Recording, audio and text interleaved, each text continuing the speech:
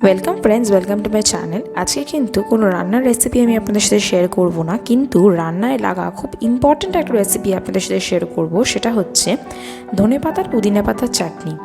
এই চাটনির রেসিপিটা কিন্তু আমাদের অনেক কাজে লাগে। যেরকম যে কোনো কাবাব রেসিপিতে আপনারা এটাকে অ্যাড করতে পারেন, বা কোনো স্ন্যাক্স রেসিপি বলুন, সেখানেও কিন্তু আমাদের এটা কাজে লাগে। যেরকম বলতে পারেন দই বড়া, পাপড়ি চাট, ফুচকা, এগুলোতে কিন্তু আমাদের এই স্ন্যাক্স রেসিপিটা খুবই ভালো লাগে খেতে। তার সাথে যে কোনো ধরনের স্ন্যাক্স রেসিপি কিন্তু আপনারা এটার সাথে খেতে পারবেন। তাই আশা করি ভিডিওটা ভালো লাগবে। চলুন শুরু করা যাক। আমি একটা পেস্ট বানাবো। পেস্টটাকে বানানোর জন্য একটা মিক্সার গ্রাইন্ডার জার নিয়ে নিয়েছি। এর মধ্যে আমি অ্যাড করছি 1 কাপ মতন ধনেপাতা। ধনেপাতার আটিগুলো কিন্তু আমি ছাড়াইনি, আটি সমেতই আমি কেটে নিয়েছিলাম ধনেপাতাটাকে। অ্যাড করে দিলাম ধনেপাতাটা। এবারে এতে অ্যাড করবো পুদিনা পাতা।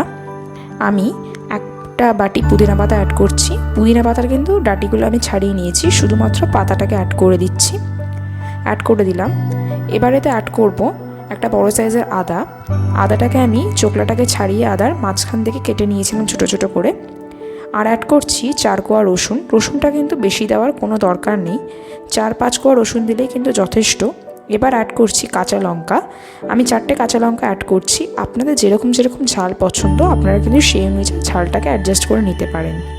এবার অ্যাড করব ইনস্ট্যান্ট লেমন জুস। আমি 3 চামচ মতো ইনস্ট্যান্ট লেমন জুস অ্যাড করছি।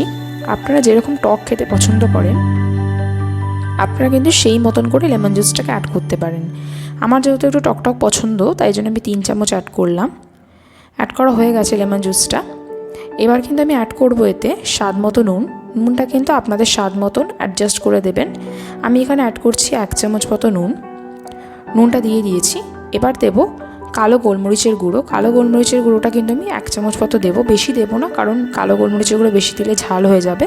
তাই আমি অল্পই দিলাম, 1 চামচ মতো। এরপর আমি এতে দেবো একটা লাস্ট ইনগ্রিডিয়েন্ট, সেটা হচ্ছে ভিনিগার। ভিনিগারটা দেওয়ার কারণ হচ্ছে সেটা একটা প্রিজারভেটিভ হিসেবে অ্যাক্ট করবে। মানে চাটনিটা কিন্তু আপনারা 5-6 দিন বা 1 উইকের মতন এয়ারটাইট কন্টেনারের মধ্যে আপনারা প্রিজার্ভ করে রাখতে পারবেন। তাই ভিনিগারটা কিন্তু চেষ্টা করবেন অ্যাড করার, যাতে চাটনিটা নষ্ট না হয়ে যায়। এবার আমি এটাকে একটা ভালো করে পেস্ট করে নেব। আমি কিন্তু কোনো জল অ্যাড করব না পেস্টের মধ্যে। আমি পেস্ট করে নিয়েছি। দেখুন কত স্মুথ একটা পেস্ট হয়েছে, আর কালারটা কত সুন্দর এসছে। এই চাটনিটা কিন্তু আপনারা যে কোনো রকমের স্ন্যাক্সের সাথে সার্ভ করতে পারেন, খুব ভালো লাগবে খেতে। আশা করি আপনাদের ভিডিওটা ভালো লেগেছে। ভিডিওটা ভালো লাগলে কিন্তু অবশ্যই আমার চ্যানেলটাকে লাইক, শেয়ার আর সাবস্ক্রাইব করবেন। Thank you.